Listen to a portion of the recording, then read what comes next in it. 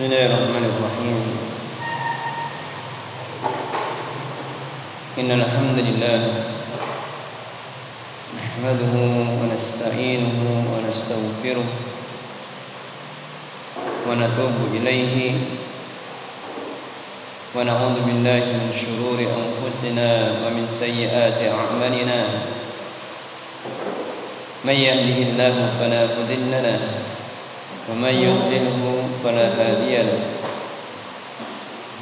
أشهد أن لا إله إلا الله وحده لا شريك له وأشهد أن محمدا عبده ورسوله لا نبي بعده قال الله تعالى في القرآن الكريم يا أيها الذين آمنوا اتقوا الله حق تقاته ولا تموتن إلا وأنتم مسلمون يا أيها الناس اتقوا ربكم الذي خلقكم من نفس واحدة وخلق منها زوجها وبث منهما رجالا كثيرا ونساء واتقوا الله الذي تساءلون به والأرحام إن الله كان عليكم رقيبا يا أيها الذين آمنوا اتقوا الله وقولوا قولا سديدا يصلح لكم أعمالكم ويغفر لكم ذنوبكم ومن يطع الله ورسوله فقد فاز فوزا عظيما أما بعد فإن أصدق الحديث كتاب الله وخير الهدى هدى محمد صلى الله عليه وسلم وشر الأمور محدثاتها فإن كل محدثة بدعة وكل بدعة ضلالة وكل ضلالة في النار أيها الإخوة rahimani rahimakumullah. Alhamdulillah, dengan taufik dan hidayah dari Allah Subhanahu wa taala kita bisa berkumpul kembali untuk melanjutkan kajian kita pembahasan kitab Syarah Masailil Jahiliyah. Insyaallah kita akan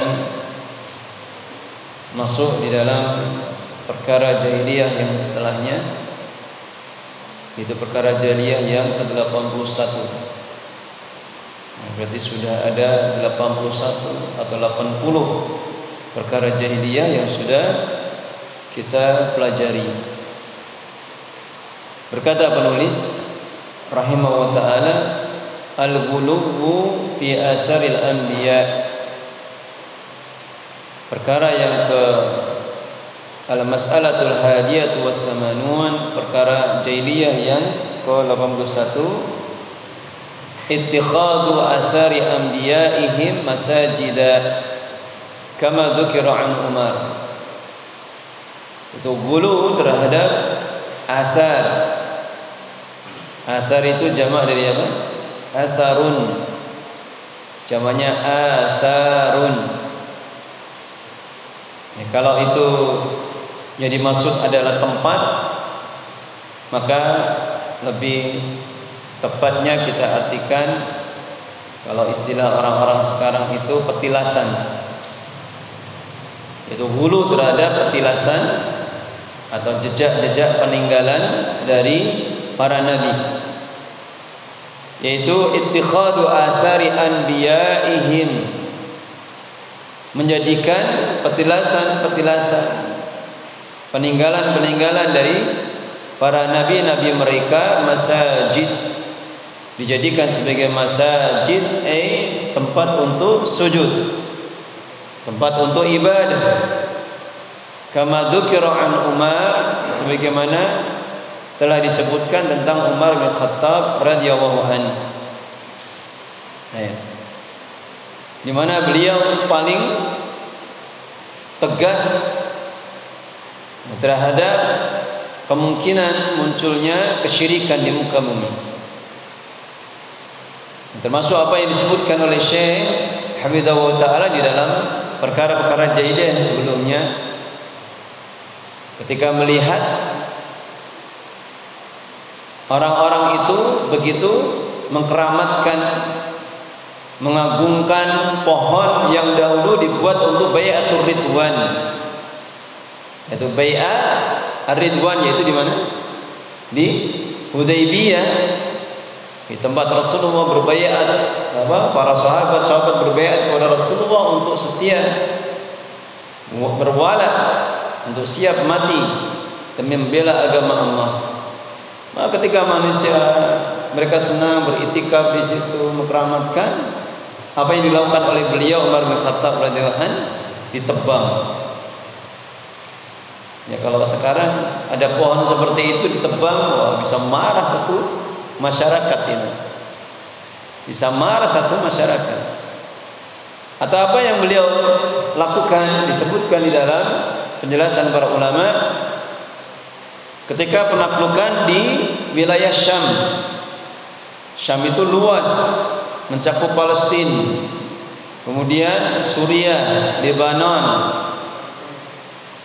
Yordan, itu namanya Syam. Maka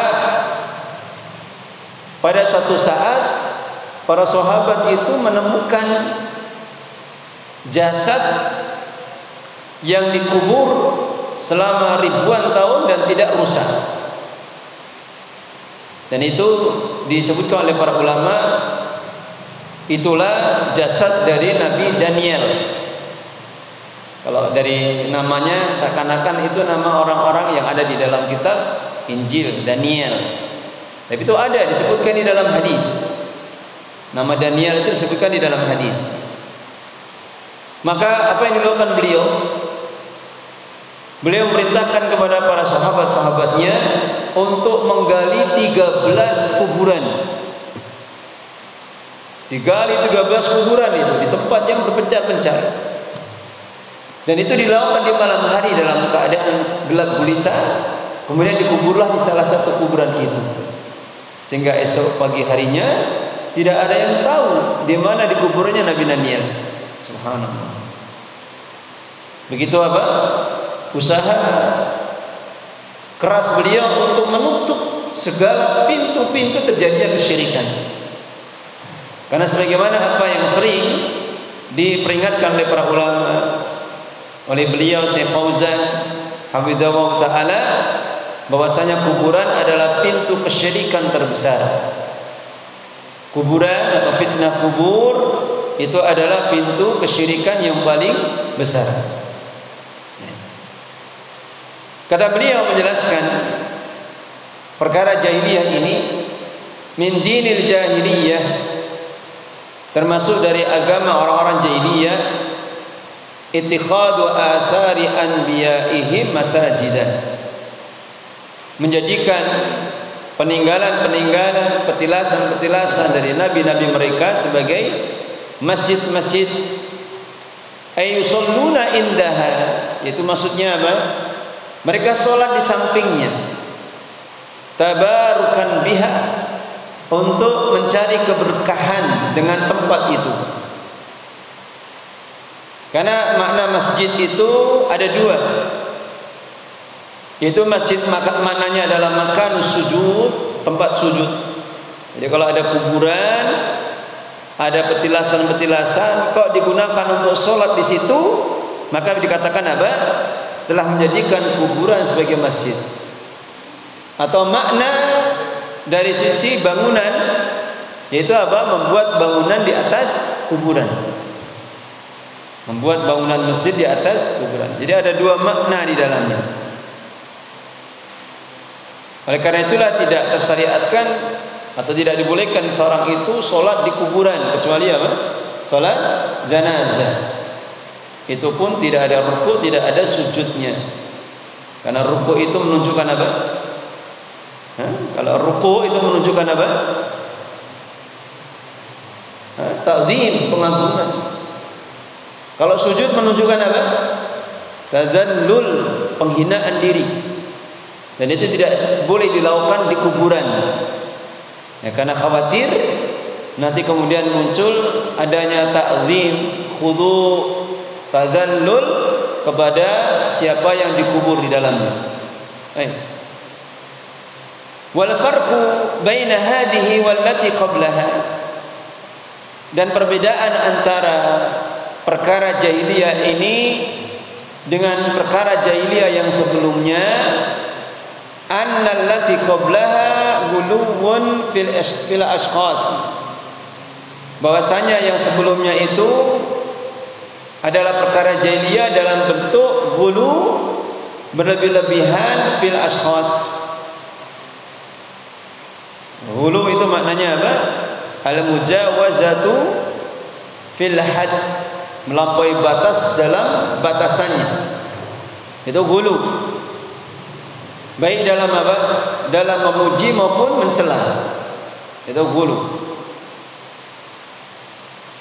Wahada, dan perkara jahiliyah yang disebutkan di sini, yang sekarang ini, guluwun fi asaril ashkhas, adalah bentuk gulu, mujawazah, melampaui batas, fi asaril ashkhas, pada peninggalan-peninggalan atau petilasan-petilasan orang-orangnya, baik para nabi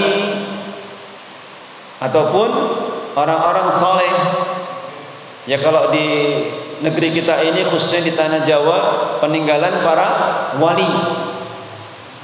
Wali banyak sekali, tidak hanya sekedar wali songo. Itu banyak sekali yang dijadikan tempat untuk sholat, ibadah, tabarrukan. Mereka bertabaruk, mencari keberkahan dengan ibadah di situ, berdoa di situ.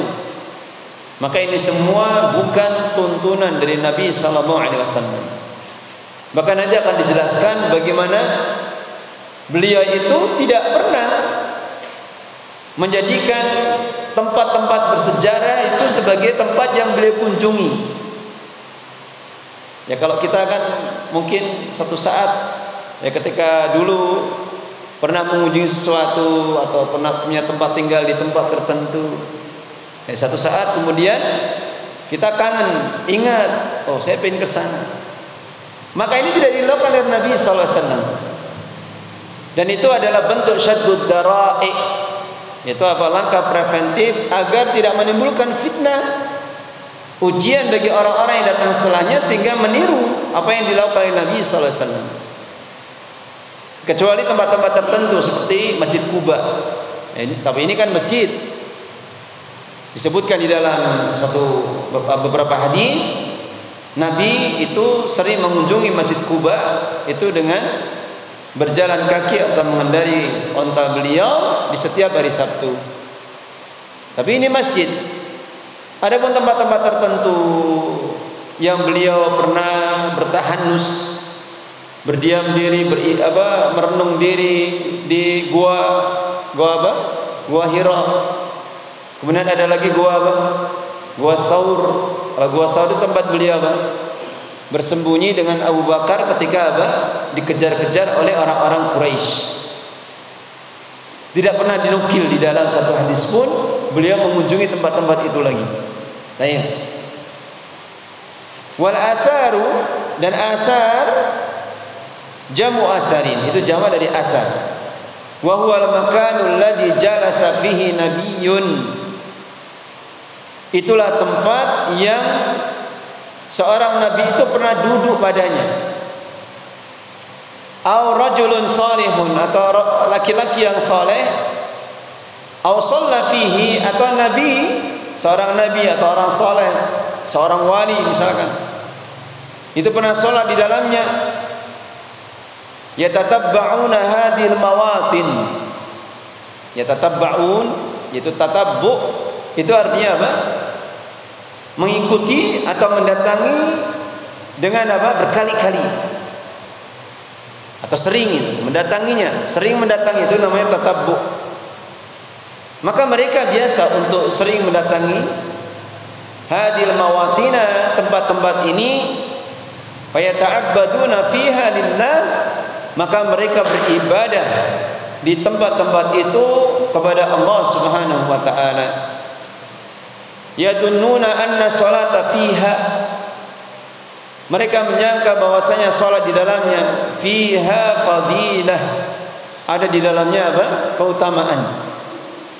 Ada di dalamnya fadilah atau keutamaan. Sebagaimana ini fitnah yang menimpa banyak kaum muslimin. Sebagian kaum muslimin itu kadang menganggap tempat-tempat tertentu itu lebih utama dibandingkan yang lainnya. Ya biasanya kuburan orang-orang yang saleh, orang-orang yang dianggap wali. Sehingga mereka mengkhususkan ibadah padanya. Ya kalau daerah-daerah tertentu itu mereka mengkhususkan untuk menghafal Al-Quran di sampingnya. Apalagi kalau sudah menghafal di situ kemudian hafalannya mudah, wah ini jadi fitnah lagi. Nanti malah woro-woro kan, yang lain ikut-ikutan. Atau berdoa di sampingnya, mau bertawasul atau tidak, kemudian Allah kabulkan permohonannya, ini juga akan menjadikan fitnah lagi. Terus demikian akan muncul fitnah yang akan menjerumuskan manusia untuk melakukan kesyirikan karena sebab dari fitnah kubur. Baik. Mislul ladina yadhhabuna al-an, seperti orang-orang yang biasa datang pergi al-an sekarang ini ila ghari Hira'in. Kemana? Ke gua Hira. Lianna Rasul, karena Rasul SAW kana qad ta'abbada fihi qabla al-bi'tsah. Dikarenakan Rasul dulu itu telah beribadah di dalamnya sebelum diangkat sebagai Nabi sallallahu alaihi wasallam. Baik. Itu gua Hira. Yang sekarang kalau para jamaah umrah itu pergi umrah, banyak itu, terutama dari orang-orang di Asia Selatan, orang-orang Bangladesh, Pakistan, India. Saya tidak tahu kalau orang-orang Indonesia mungkin juga ada yang ke sana juga. Itu dari kejauhan tuh kelihatan bagi yang pernah ke sana. Tinggi di atas bukit, mereka pakai baju-baju putih itu pada mendaki ke atas. Mereka akan berfoto-foto di sana. Kemudian ada yang bertabarruk, ada yang melemparkan surat, melemparkan doa, surat yang isinya doa, bermacam-macam mereka lakukan. Dalam keadaan Rasul setelah beliau diangkat sebagai Nabi tidak pernah dinukil satupun beliau mendatangi gua itu lagi. Termasuk juga para sahabat tidak ada yang mendatanginya. Karena betapa dalamnya pemahaman para sahabat akan pintu-pintu terjadinya kesyirikan. Baik. Kemudian kata beliau, fahum yadhhabuna ilaihi lis-shalah. Maka mereka pergi ke Gua Hira lis-shalah untuk melakukan salat, wa du'a fihi, dan berdoa di dalamnya. Walam yakun nabi, dan tidaklah Nabi SAW yazuruhu ba'dal bi'sah. Beliau tidak pernah mengunjungi Gua Hira setelah diangkat sebagai Nabi SAW. Wala ahada min sahabatihi al-kirami dhahaba ila ghari Hira. Dan juga tidak ada seorang pun di kalangan para sahabat-sahabatnya yang mulia yang pernah pergi ke Gua Hira. Karena kalau ini dilakukan pasti dinukil. Dan para sahabat itu kecemburuannya besar, pasti apa? Dinukil. Ketika ada sahabat yang lain mendengar salah satu sahabat atau beberapa sahabat itu pergi ke sana, pasti akan dinukil, disebutkan. Li'ilmihim anna dzalika ghairu masyru'in. Perhatikan, kata beliau, karena ilmunya mereka bahwasanya hal tersebut itu tidak disyariatkan. Bahwasanya hal tersebut itu bukan perkara yang disyariatkan. Artinya apa? Kalau tidak disyariatkan berarti apa? Tidak ada nilai ibadah di dalamnya. Tidak ada nilai ibadah. Makanya dikhawatirkan itu akan muncul pintu-pintu kesyirikan di dalamnya. Kadzalika yadhhabuna ila ghari Thawrin. Demikian juga mereka biasa pergi ke Gua Thawr. Ke Gua Thawr alladhi ikhtafa fihi an-nabiy qabla al-hijrah. Yang dulu Nabi pernah bersembunyi sebelum hijrahnya. Sebelum meninggalkan kota Mekah, ketika dikejar-kejar hendak dibunuh, maka beliau bersembunyi di gua Tsaur bersama siapa? Abu Bakar As-Siddiq. Yang orang-orang Quraisy di dalam sirahnya disebutkan sudah mulai banyak berkumpul di sekitar gua. Dan Abu Bakar mengatakan, sungguh seandainya mereka itu mendongakkan kepalanya ke bawah, pasti akan bisa melihat kami. Tapi itulah penjagaan dari Allah Subhanahu wa taala, Allah jadikan mereka tidak bisa melihat. Dan itu hal yang sangat mudah bagi Allah Subhanahu wa taala. Wa yusalluna fi, mereka pergi ke gua Tsaur dan mereka salat di dalamnya. Wa yad'una fihi tiba, dan mereka meletakkan di dalamnya itu minyak wangi. Wa rubbama yarmuna fihi an-nuquda, dan kadang mereka juga biasa melempar uang di dalamnya. Beliau tidak sebutkan ilah atau tujuannya. Bisa jadi kalau dilemparkan uang nanti akan membawa keberkahan, menjadikan rezeki berlimpah, insyaallah. Hada kulluhu min dinil jahiliyah. Ini semua termasuk dari agama jahiliyah. Fal jahiliyatu hiya allati tu'azzimu athar anbiya'iha. Maka agama jahiliyah itu adalah agama yang mengagungkan peninggalan-peninggalan atau petilasan-petilasan nabi-nabi mereka. Seperti Nabi Musa alaihissalam dan nabi-nabi setelahnya dari kalangan kaum Bani Israel. Karena kebanyakan nabi itu keturunan Bani Israel. Maka mereka senang itu mengkeramatkan tempat-tempat tertentu seperti Bukit Tursina, atau perbuatan orang-orang Yahudi, orang-orang Israel sekarang. Mereka mengkeramatkan petilasan dari Nabi Sulaiman.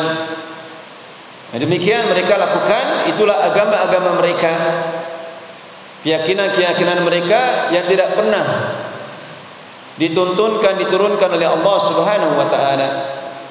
Walihada qala Umar, dan karena inilah Umar telah berkata radhiyallahu an, lama ra'an nasa yadhhabuna ila syajaratil bai'ah. Tatkala beliau melihat orang-orang itu biasa pergi ke pohon bai'ah. Itu disebutkan apa? Syajaratu Ridwan. Karena dari namanya Bai'atur Ridwan, maka pohonnya itu disebutkan Syajaratul Ridwan. Yang kalau antum baca di dalam surah Al-Fath, maka disebutkan di dalam ayatnya Allah Ta'ala berfirman, laqad radiyallahu 'anil mu'minin id yubayyi'unaka tahta syajarah. Allah ridha kepada orang-orang yang beriman yang membayatmu di bawah pohon. Di pohon ini disebutkan di dalam Al-Qur'an. Maka tatkala Umar radhiyallahu an melihat banyak orang-orang itu biasa pergi ke sana, maka beliau mengatakan, innama ahlaka man kana qablakum, sesungguhnya hanyalah telah membinasakan orang-orang yang sebelum kalian, annahum tatabba'u athar anbiya'ihim, adalah bahwasanya mereka itu sering mendatangi tempat-tempat peninggalan atau petilasan-petilasan dari nabi-nabi mereka. Summa amara bi qat'i syajarah, kemudian beliau memerintahkan untuk menebang pohonnya. Subhanallah. Ya, kalau zaman sekarang bagaimana? Ya, kalau ketahuan itu pohon sejarah, jangankan sejarah nabi, sejarah wali saja yang masa hidupnya itu rentangnya sangat jauh dengan dengan Rasulullah, dengan para sahabat, para tabi'in, itu sangat mungkin untuk dikeramatkan. Belum lagi ketika syaitan mempermainkan mereka. Jadi kalau ada orang lewat tidak mengucapkan salam, dia bisa jatuh dengan sendirinya. Atau kalau malam-malam tertentu dia mengeluarkan bunyi-bunyi. Atau kalau tidak disedekahi maka akan datang bencana. syaitan mempermainkan mereka. Wah, semakin dikeramatkan petilasan-petilasan ini yang kadang ditambahi dengan kabar-kabar atau berita-berita orang-orang yang sekedar bersangka saja, menurut persangkaan saja bahwa ini adalah petilasan wali fulan. Ini petilasan wali fulan. Akhirnya manusia berduyun-duyun untuk senang mendatanginya. Baik. Atau kuburan-kuburan yang diperingatkan di dalam perkara jahiliyah yang sebelumnya, yang kadang orang-orang tidak tahu yang dikubur di dalamnya itu siapa, mereka tidak pernah tahu. Tapi asal mereka mendengar saja, oh ini kuburannya wali fulan, syekh fulan, nama-nama yang mereka sendiri mungkin tidak faham, tapi karena mendengar adanya karamah, ada keajaiban-keajaiban yang dia miliki, maka begitu mudahnya manusia itu terfitnah sehingga mereka menjadikan sebagai tempat-tempat yang dikeramatkan. Baik. Kemudian kata beliau, wahadil amakinu, dan tempat-tempat ini lam yaksudha an-nabiyyu litashri', dan tempat-tempat ini tidak pernah Nabi itu berniat untuk menjadikannya litashri'. Tashri' itu artinya apa? Sesuatu yang disyariatkan. Tempat-tempat yang disyariatkan. Artinya apa? Artinya tempat-tempat ini mempunyai keutamaan. Mempunyai keutamaan yang datang dari Allah Subhanahu wa taala, sehingga barang siapa yang mereka beribadah di dalamnya maka dia akan mendapatkan keutamaan. Nah, maka Nabi SAW tidak pernah menjadikan tempat-tempat itu sebagai tempat-tempat untuk ditashri'. Fala yajuzu qasduha lil ibadati fiha. Maka kalau begitu fala yajuzu, maka tidak boleh qasduha, pergi ke sana, lil ibadati fiha, untuk beribadah di dalamnya. Qasdu itu artinya apa? Menuju. Amal amakinul ladzi qasadaha an-nabi litashri', adapun tempat-tempat yang Nabi meniatkan atau memaksudkannya untuk tashri', bagian dari syariat, misli salatihi inda maqami Ibrahim, seperti salatnya beliau di samping makam Ibrahim. Makam Ibrahim itu apa? Kuburannya Nabi Ibrahim? Bukan. Tapi makam Ibrahim itu apa? Bekas tapak kakinya Nabi Ibrahim. Telapak kakinya kelihatan besar kalau antum bisa melihatnya. Bagi yang pernah ke sana, itu ada bangunan kan, yang seperti kubah kecil itu, dia di atas lantai, di samping apa namanya, Hajar Aswad, kemudian maju lagi di samping kanan itu. Maka disebutkan di dalam ayatnya, Allah Ta'ala berfirman, wattakhidu min maqami Ibrahim musalla. Jadi Allah perintahkan, dan jadikanlah makam Ibrahim, makam di sini artinya apa? Bekas tapak kaki berpijaknya Nabi Ibrahim di sana itu sebagai tempat sholat. Karena diperintahkan, maka Nabi sholat di sampingnya. Dan secara fikihnya disebutkan penjelasannya, ya kalau manusianya banyak sekali, jamaah umroh yang tawaf itu banyak sekali, ya dibolehkan kita sholat, yang penting di belakangnya. Di belakang lingkaran itu di belakangnya jauh, itu tidak mengapa. Kalau tidak bisa apa? Di sampingnya. Yang penting tidak mendahului, tidak di depannya. Amalan biqaulihi ta'ala, dalam rangka untuk mengamalkan firman Allah Ta'ala, wattakhidhu min maqami Ibrahim musalla, dan jadikanlah dari maqam Ibrahim itu sebagai musalla, sebagai tempat salat. Fa inna tushra'u as-salatu fiha, maka sungguh disyariatkan salat padanya iktidaan bin Nabi,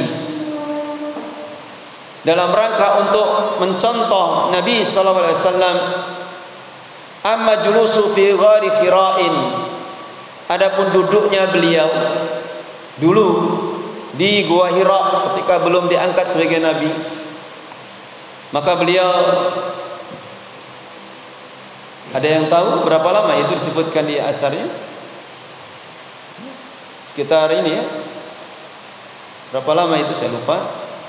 Sebelum diangkat sebagai nabi, maka beliau senang untuk bertahanus, menyendiri, memikirkan umatnya, memikirkan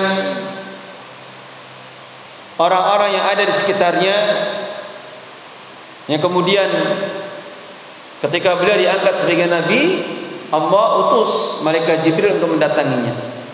Lalu turunlah surah yang pertama, surah Al-Alaq.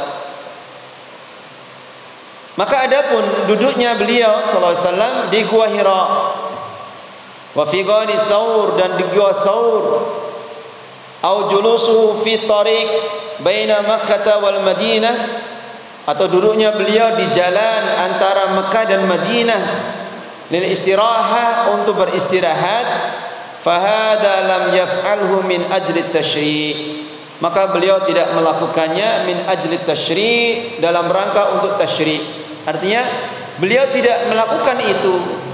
Beliau di Gua Hira agar kemudian nanti umat beliau menziarahi tempat itu. Tidak, beliau tidak pernah memasukkan seperti ini. Wa inna ma fa'alahu ittifaqan walil hajah. Dan beliau hanyalah melakukannya ittifaqan, karena apa?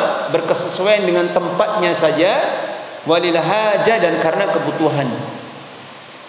Baik. Fayajibu ayyufarriqa baina hada wa hada. Maka wajib untuk dibedakan antara perkara ini dengan perkara itu. Fal amakinu allati lam yaqsudha li tasyri', maka tempat-tempat yang Nabi tidak memaksudkannya untuk tasyri', bagian dari syariat yang diperintahkan padanya, wa inna ma marra biha, dan hanyalah beliau itu melewatinya saja, au jalasa fiha, atau duduk padanya, min babil adah, karena apa? Karena kebiasaan.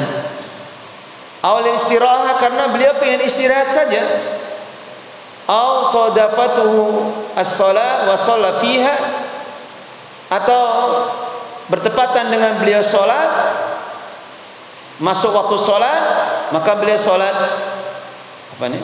Au sadafathu as-shalatu, atau waktu sholat itu mendatangi, washolat fiha, dan beliau sholat di dalamnya atau padanya, min ghairi qasdin laha, dengan tanpa tujuan untuk menjadikan sebagai tempat tasyri'. Baik. Dan ini hal yang harus dipahami, sebagaimana apa yang dijelaskan pula oleh para ulama, yang kadang ada sebagian di antara para ikhwah itu salah memahami. Seperti apa? Seperti af'alun Nabi, perbuatan-perbuatan Nabi.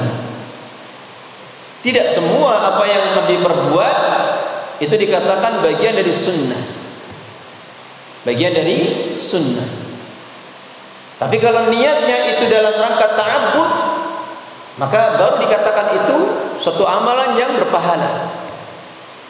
Contohnya apa? Pakai jubah seperti ini, maka tidak dikatakan memakai jubah itu sunnah secara asal.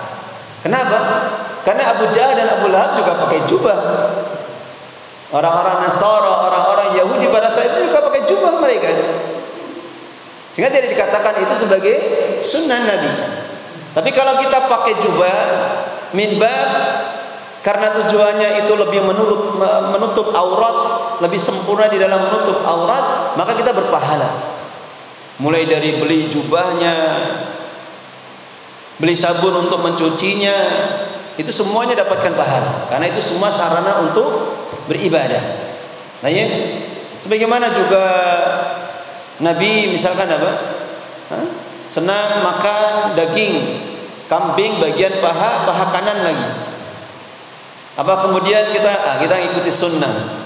Ya, paha kanan saya makan gitu. Maka tidak seperti itu. Ini bukan bagian dari sunnah, tapi itu hanya sekedar adah atau tabi'ah, adat kebiasaan Nabi SAW. Tapi kalau Nabi melakukan sesuatu itu min babi tasyri', karena itu diperintahkan, maka itu baru dikatakan sunnah. Misalnya apa? Disebutkan di dalam hadis, tidaklah beliau kembali dari safar kecuali apa? Beliau apa? Bersiwak. Maka dikatakan bersiwak itu sunnah. Karena ada dalil lain yang menyebutkan as-siwak atau at-tasawwuk atau as-siwak mataharatun lil fam mardatun lirrabb. Itu bisa membersihkan mulut dan bisa menjadikan Allah ridha. Atau beliau senang untuk apa? Tayammun, mendahulukan yang kanan. Seperti kalau kita wudu mendahulukan tangan kanan, kita apa? Mendahulukan kaki kanan, maka itu sunnah. Karena berkaitan langsung dengan ibadah. Baik. Kemudian kata beliau, fa innahu la yattakhidhu hadzal makan, maka sungguhnya beliau tidak pernah menjadikan tempat ini alladzi shalla fihi rasul musalla, yang atau bisa dibaca fa innahu la yutakhadhu, maka sungguhnya tidak boleh dijadikan hadzal makan, tempat ini alladzi shalla fihi rasul, yang Rasul dulu pernah salat padanya, musalla sebagai apa? Musalla. Ini lebih tepat. Li'annahu fa'alahu la min babil qasdi, dikarenakan beliau hanya sekedar melakukannya dan bukan dengan tujuan untuk menjadikan sebagai bagian syariat. Wa inna ma fa'alahu li'anna shalah adrakathu, beliau hanya melakukannya karena salat itu, waktu salat sudah mendatangi beliau atau salat sudah datang, fi hadzal makani, di tempat ini, fa shalla fihi, maka kemudian beliau salat padanya. Kemudian beliau salat padanya. Ini termasuk apa yang beliau lakukan ketika di haji wada. Haji wada itu apa? Maknanya haji perpisahan. Karena memang haji yang Rasulullah cuma satu kali. Haji itu disyariatkan di tahun ke-9 Hijriah, dan beliau hanya melakukannya satu kali saja. Sehingga pada saat itu orang-orang Mekah itu pada menunggu-nunggu, apa ini yang dilakukan oleh Nabi setelahnya. Kan mereka punya syariat haji, peninggalan dari Nabi Ibrahim alaihissalam. Mereka punya syariat haji, tapi berbeda kaifiyahnya, berbeda tata caranya. Tapi sebagiannya sama. Seperti wukuf di Arafah, di Muzdalifah, mabit di Mina, itu mereka lakukan juga di zaman orang-orang Arab jahiliyah. Maka Nabi, ya kadang beliau singgah istirahat, duduk di satu tempat, tapi tidak pernah dinukil para sahabat itu menjadikan tempat itu sebagai tempat yang khusus untuk ibadah. Baik. Wa hadzal makanu wa ghairuhu laisa lahu mizatun. Dan tempat ini dan selainnya itu tidak memiliki keistimewaan sedikit pun. Gua Hira, Gua Saur itu tidak punya keistimewaan sedikit pun. Kenapa? Karena tidak ditetapkan syariat. Satu tempat dikatakan istimewa, punya kekhususan, keistimewaan itu ketika dikabarkan oleh Allah Subhanahu wa taala dan Rasulnya. Tapi ketika tidak ada dalil yang menyebutkannya, maka secara asal itu tempat tidak punya keistimewaan. Apalagi di tanah-tanah Jawa itu, apalagi di tanah Karbala, tempat yang dipuja-puja orang-orang Syiah. Bahkan mereka mengatakan haji ke Karbala itu lebih mulia, pahalanya lebih banyak dibandingkan haji ke Ka'bah. Kalau ada tempat yang memang disebutkan di dalam dalil itu punya keistimewaan dan keutamaan, atau benda-benda tertentu punya keistimewaan dan keutamaan, maka baru dikatakan itu lahu mizah, mempunyai keistimewaan. Nah, seperti tadi maqam Ibrahim. Maqam Ibrahim. Kemudian Rasulullah mensunahkan untuk mencium Hajar Aswad. Bukan keyakinan karena Hajar Aswad itu bisa berberkah, mendatangkan keberkahan, tidak. Tapi beliau melakukan menciumnya karena apa? Min bab ta'abudiyah. Karena untuk ta'abud, beribadah saja, karena Allah perintahkan. Bukan karena batunya itu bisa mendatangkan berkah, bukan, sama sekali bukan. Makanya tidak benar kalau orang-orang memaksa diri, waduh, ini haji biayanya puluhan juta, kok tidak bisa nyium Hajar Aswad, rugi. Padahal orangnya ribuan. Akhirnya apa? Melakukan hal-hal yang diharamkan. Dan kurang ajarnya di sana itu banyak orang-orang Indonesia yang menawarkan jasa. Terutama orang-orang Madura. Maaf kalau ada orang Madura di sini. Orang-orang Madura itu menawarkan jasa, kuat-kuat mereka. Jadi caranya tawaf 7 kali sambil setiap putaran merapat sedikit ke dalam, merapat sedikit ke dalam, terus sehingga para penjaga itu akan menghalangi orang untuk mendekatinya, dan dia bisa leluasa untuk menciumnya. Tapi tentunya itu dengan apa? Dengan melakukan kezaliman di sana sini, sikut sana sikut sini. Nah, ini hal yang diharamkan. Ini tidak pada tempatnya. Dia mengejar hal yang sunnah, akan tapi dia melakukan perkara yang haram yang wajib untuk ditinggalkan. Baik. Wali anna tatabbu'aha, dan dikarenakan sering mendatanginya itu, yuhdisul wasaniyata, itu bisa menyebabkan apa? Menimbulkan wasaniyah, itu tempat yang dijadikan sebagai berhala yang diibadahi. Fima ba'uda, pada apa yang telah jauh masanya. Bitabarrukin nasi biha, dengan bertabarruk, mencari keberkahan manusia itu padanya. Dengan apa? Manusia itu mencari keberkahan padanya atau dengannya. Wa yasudunaha min ba'id, dan mereka pergi menuju tempat itu dari jauh. Wa yusafiruna ilaiha, dan mereka bersafar kepadanya. Fayasulu fi dzalika ma hasala fil umami sabiqati minasyirki, maka terjadilah pada perkara itu apa yang telah terjadi di umat-umat yang sebelumnya dari perbuatan kesyirikan. Wa rubbama yubna 'alaiha, dan kadang apa? Yubna 'alaiha, dibangun di atasnya bangunan-bangunan. Sebagaimana jangankan orang-orang dulu, para wali. Nah, sekarang kalau seorang pemimpin meninggal saja dibuatkan bangunan di atasnya. Wa hunaka man yutalibuna al-an bidzalik, dan ada di sana orang yang mencari-cari sekarang ini dengan perkara itu. Mencari-cari perkara itu. Senang mereka itu kalau diajak misalkan ziarah bareng-bareng pakai bis, apalagi profesinya para pedagang. Nah, pedagang kan pengen laris dagangannya, pengen berkembang, pengen sukses. Itu banyak sekali yang terjerumus. Sehingga kalau ada orang mengatakan di sana ada makam wali yang banyak dikunjungi karena keberkahannya itu besar, banyak orang berdoa di sampingnya itu banyak dikabulkan. Wah, sudah ini. Dan semakin orang-orang terfitnah sehingga menyebabkan mereka banyak melakukan kesyirikan. Baik. Wala yuqalu, dan tidak boleh dikatakan inna nasal ana ala wa'yin min dinihim, sesungguhnya manusia sekarang ini sudah sampai situ. Kelewat ya. Baik.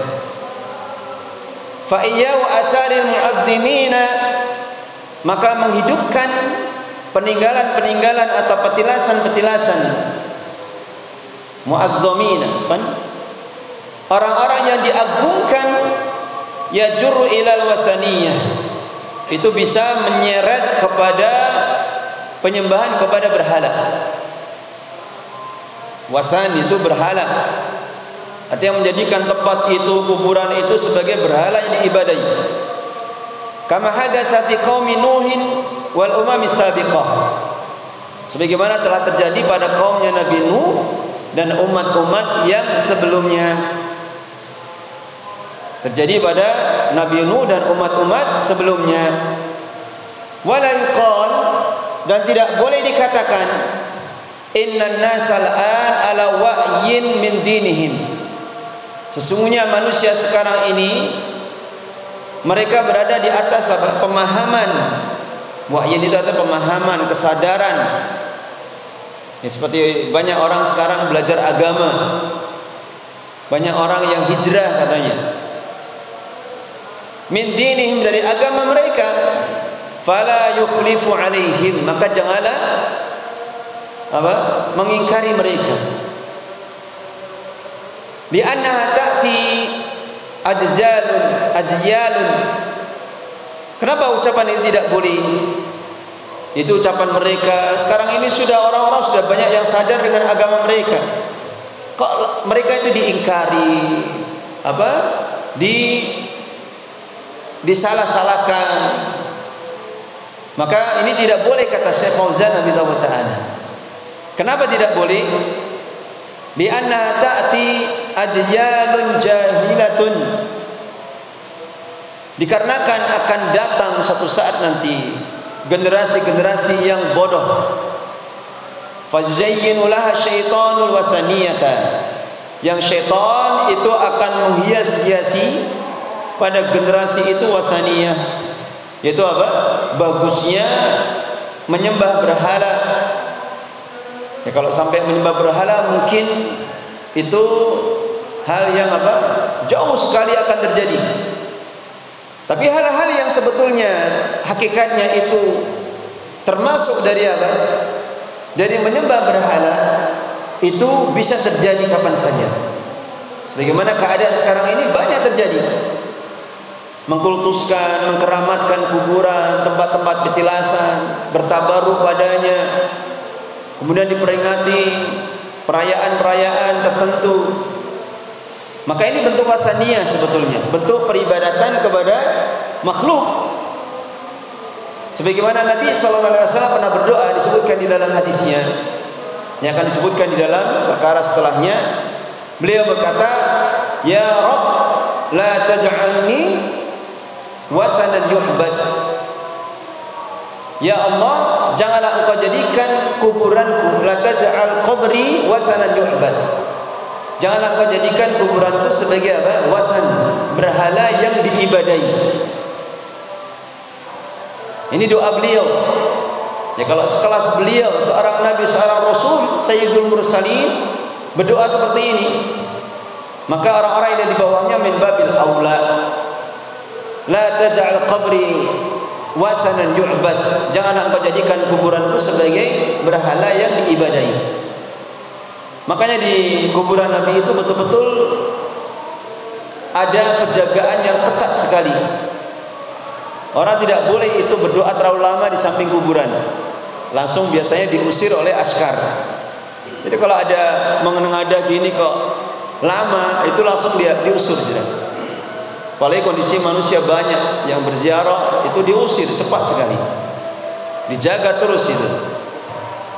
Nah, itu tanda bahwasanya doa Nabi SAW itu dikabulkan oleh Allah Subhanahu wa taala. Kuburan beliau tidak diibadahi sebagaimana kuburan-kuburan yang lain.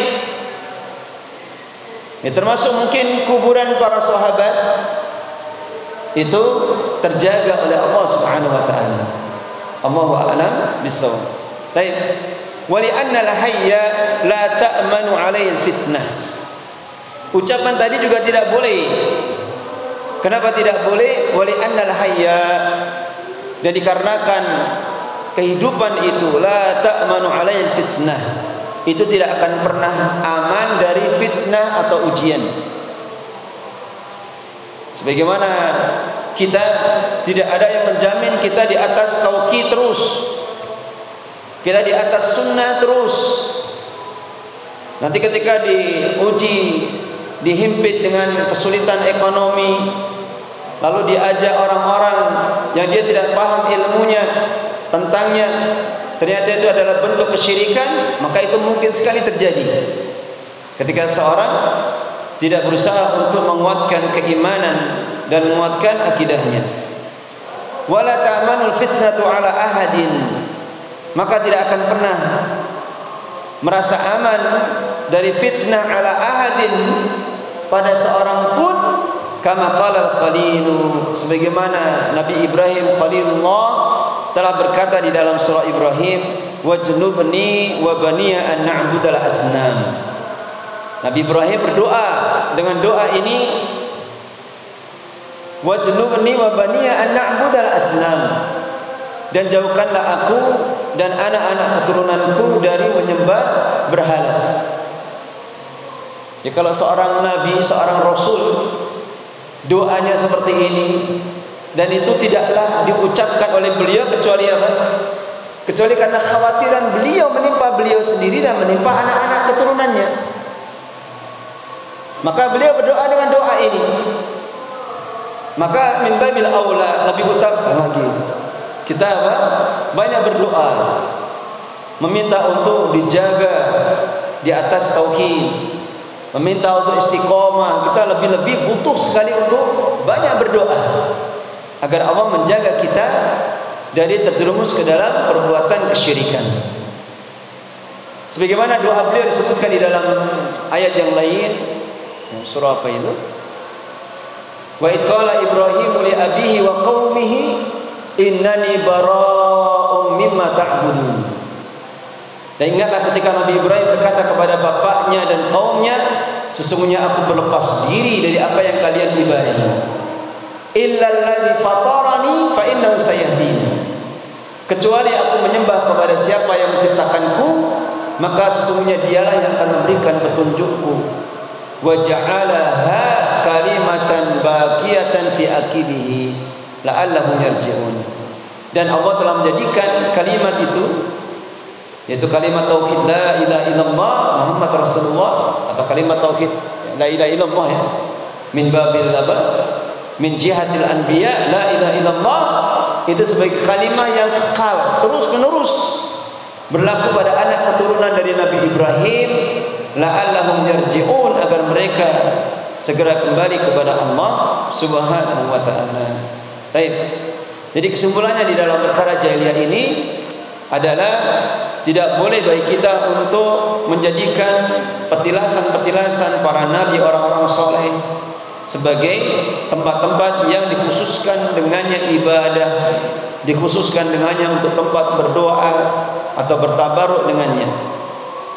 Maka lebih-lebih lagi orang-orang yang ada di bawahnya selain dari para nabi dan orang-orang saleh yang tidak kita ketahui bagaimana keadaan dia di kubur itu, diadab atau tidak, kita tidak ada yang tahu.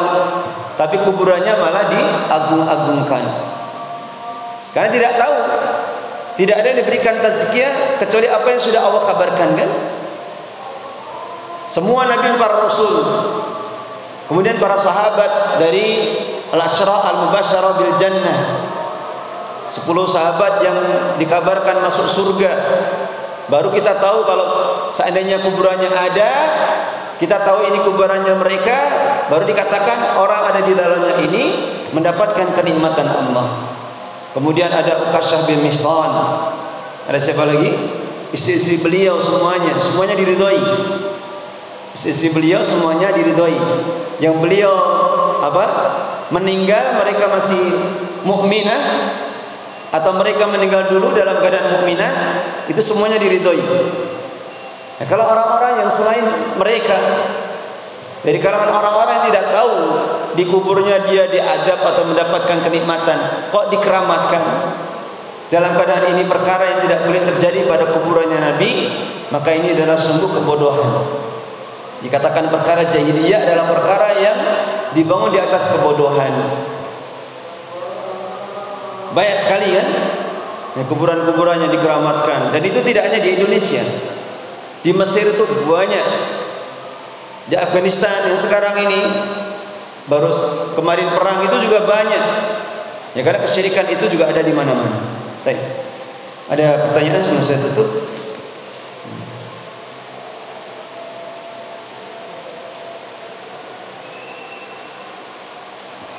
Kalau tidak ada kita cukupkan.